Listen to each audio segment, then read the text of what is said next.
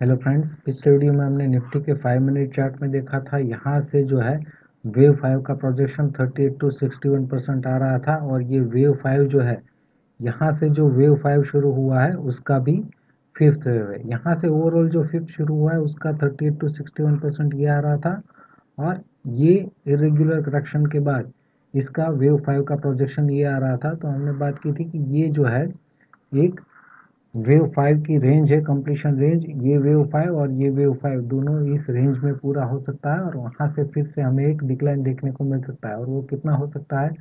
17,484 से जो बाउंस शुरू हुआ है उसका 23 टू 38%, जो हमने पिछले वीडियो में डिस्कस किया था, राइट। उस रेंज में हमें एक डिक्लाइन देखने को मिल सकता है। अभी आज निफ्टी में गैप अप ओपनिंग के बाद ये दोनों ही 61% को ब्रेक कर दिया, मतलब कि ये एक्सटेंडेड रहा और वहीं पे साइडवेज होके क्लोज हो गया। अभी अगर हम आज के वीडियो में फिर से ये निफ्टी का 1 आवर चार्ट है, 1 आवर चार्ट में अगर हम देखें तो यहाँ से ये अगर 3 और 4 कंप्लीट हो चुका है तो ये फिफ्थ का बाउंस हो सकता है, राइट। लेकिन ये बाउंस हम एनालाइज कर रहे हैं, ये हमें एक एबीसी लग रहा है। फिर से यहाँ से ये एबीसी, फिर यहाँ से हम डिस्कस कर रहे थे पिछले वीडियो में भी हमने देखा था ये ए और 1, बी और 2 और सी और 3 जो है उसका अगर हम इंटरनल स्ट्रक्चर देखें तो यहाँ पे 1 2 3 4 और फिफ्थ का प्रोजेक्शन हमने निकाला था 38 टू 61%, जो दोनों ही अचीव हो चुके हैं। 61% भी ऑलरेडी अचीव हो चुका है, मतलब ये एक्सटेंडेड वेव 5 है, राइट। तो यहाँ से जो सी और 3 शुरू हुआ है वो यहाँ पे ऑलमोस्ट हमें कंप्लीट लग रहा है। ये भी इंटरनल स्ट्रक्चर में 1 2 3 4 5 लग रहे हैं, राइट, जो हमने स्मॉलर टाइम फ्रेम में देखा था, राइट। तो ये सी और 3 का अगर हम रिट्रेसमेंट निकाले, जो हमने कल भी डिस्कस किया था कि 17,484 से जो बाउंस है उसका रिट्रेसमेंट निकालना है, तो इस रेंज में हम डिक्लाइन एक्सपेक्ट कर रहे थे, राइट। इसीलिए हमने यहाँ पे ये 61% को ब्रेक करते ही मैंने टेलीग्राम चैनल पे शेयर कर दिया था कि यहाँ पे मैं पुट बाय कर रहा हूँ। अगर और भी निफ्टी ऊपर जाता है तो मैं यहाँ पे ऐड भी करूँगा क्वांटिटी। ये टेलीग्राम चैनल में हमने 10 बजे शेयर किया था, राइट। ये हम पुट बाय कर रहे हैं और अगर ऊपर जाता है तो ऐड भी कर सकते हैं। उसके बाद सीधा हमने 3 बजे ही अपडेट किया था क्योंकि बहुत ही साइडवेज था, कुछ यहाँ पे मूवमेंट नहीं दिख रहा था। तो और यहाँ पे 3 बजे अपडेट किया था कि आप जो भी पुट बाय किए हुए हैं उसको आप होल्ड कर सकते हैं अगर आपकी पोजीशन साइजिंग सही है तो, राइट। और उसके बाद मैंने चार्ट भी शेयर किया था। ये सी और 3 का रिट्रेसमेंट 23 टू 38% की रेंज में हम एटलीस्ट एक डिक्लाइन एक्सपेक्ट कर सकते हैं, राइट।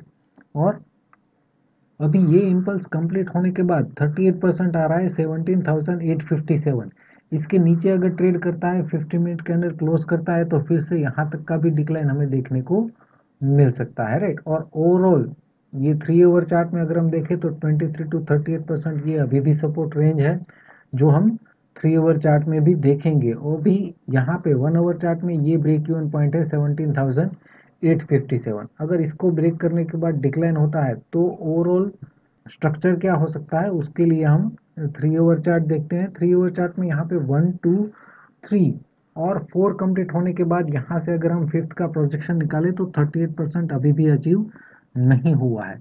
तो यहाँ से जो बाउंस है वो अगर हमने जो देखा 30 मिनट चार्ट में कि ये ए बी सी फिर ए बी सी और अगर ये ए बी सी इस तरीके से अगर ये डबल जिगजैग करेक्शन है तो मतलब कि 4 यहाँ पे नहीं बल्कि अभी भी इस रेंज में डिक्लाइन होने के बाद यहाँ पे कंप्लीट हो सकता है और यहाँ से फिर से फिफ्थ का बाउंस हमें देखने को मिल सकता है। मतलब कि जब तक ये 38% को ब्रेक नहीं करता 17,044 के नीचे, तब तक हम नहीं बोल सकते कि यहाँ पे टॉप ऑलरेडी बन चुका है, राइट। इसको ब्रेक करने के बाद ही हम कंफर्म कर बोल सकते हैं कि अभी निफ्टी जो है ये डिक्लाइन ज़्यादा कर सकता है, राइट।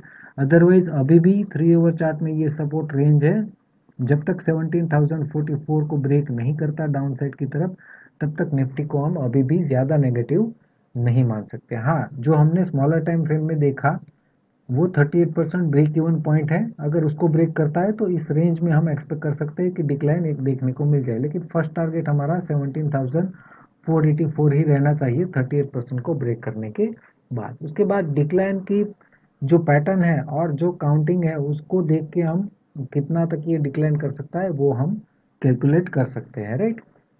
बैंक निफ्टी की अगर हम बात करें तो बैंक निफ्टी में हमने ये 3 मिनट चार्ट में देखा था। यहाँ से जो वेव 5 शुरू हुआ है उसका 38 टू 61% यहाँ पे ये प्रोजेक्शन ऑलरेडी आ रहा था, और हमने डिस्कस किया था कि ये जो बाउंस है उसका काउंटिंग क्लियर नहीं है। अगर ये 1 2 3 4 और फिफ्थ है तो ये 38 टू 61% की रेंज जो है मिनिमम प्रोजेक्शन रेंज है। लेकिन अगर ये 100% को ब्रेक कर देता है तो फिर हमें इसको 1 और 2 कंसिडर करना होगा, और ये सी और 3 हो सकता है, राइट। लेकिन यहाँ पे बैंक निफ्टी ने इसको ब्रेक नहीं किया, 40,904 का हाई लगाया और वहीं पे साइडवेज होके क्लोज हो गया, राइट। तो अभी पॉसिबिलिटी अभी भी यही है कि ये 1 2 3 4 और फिफ्थ का बाउंस हो सकता है, और इस रेंज में ऑलरेडी ये आ चुका है। जो मिनिमम प्रोजेक्शन रेंज था वेव 5 का, वो ऑलरेडी बैंक निफ्टी ने अचीव कर लिया है। अभी अगर हम बैंक निफ्टी के 3 आवर चार्ट में देखें तो यहाँ पे ये 1 2 3 और 4 के बाद फिफ्थ का प्रोजेक्शन निकाले तो यहाँ पे 38% मिनिमम प्रोजेक्शन ऑलरेडी अचीव हो चुका है, राइट। तो मिनिमम प्रोजेक्शन अचीव होने के बाद क्या यहाँ पे हमें 5 वे मूव लग रहा है, क्या ये एक इम्पल्सिव मूव हमें लग रहा है? तो उसको देखने के लिए हम स्मॉलर टाइम फ्रेम में देखते हैं। ये बैंक निफ्टी का 30 मिनट चार्ट है। यहाँ पे अगर हम देखें तो यहाँ पे हमने दो पॉसिबिलिटी देखी थी पिछले दोनों वीडियो में, ये 1 2 3 4 और फिफ्थ, ये एक इम्पल्स हो सकता है। तो उसके बाद ये ए और 1 और ये बी और 2 हो सकता है, राइट, और ये सी और 3 का बाउंस हो सकता है, जिस केस में ये 100% को ब्रेक करना चाहिए अगर सी और 3 है तो, राइट। लेकिन ये 100% को ब्रेक नहीं करता, और अगर ये 1 2 यहाँ पे 3 और अगर ये 4 है तो फिफ्थ जो है वो 100% को ब्रेक नहीं करता, राइट। और यहाँ से ये जो भी बाउंस है, ये 5 है या सी और 3 है, उसका अगर हम काउंटिंग देखें तो ये 1 2 3 4 और फिफ्थ का अगर हम प्रोजेक्शन निकाले तो यहाँ पे भी 38% और 61% की रेंज में ऑलरेडी ये बाउंस दे चुका है। अब अगर यहाँ पे भी ये इम्पल्स पूरा हो चुका है, फिफ्थ का इम्पल्स, तो यहाँ से इस पूरे वेव 5 का अगर हम रिट्रेसमेंट निकालते हैं तो 23 टू 38% ये सपोर्ट रेंज है। 38% के नीचे अगर ट्रेड करता है 39,773 के नीचे, राइट, तो हम मान लेंगे कि ये इम्पल्स यहाँ पे पूरा हो चुका है और बैंक निफ्टी और भी डिक्लाइन कर सकता है, राइट।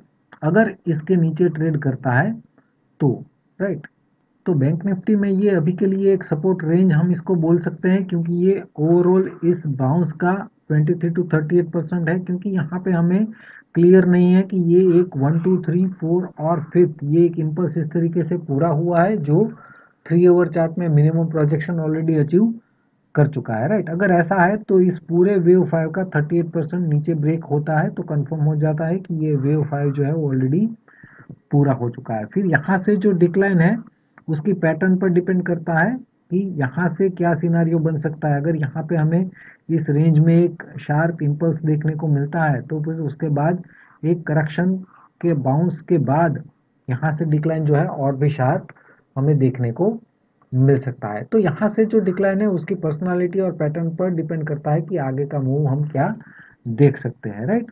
तो फ्रेंड्स, निफ्टी और बैंक निफ्टी में आज के वीडियो में बस इतना ही।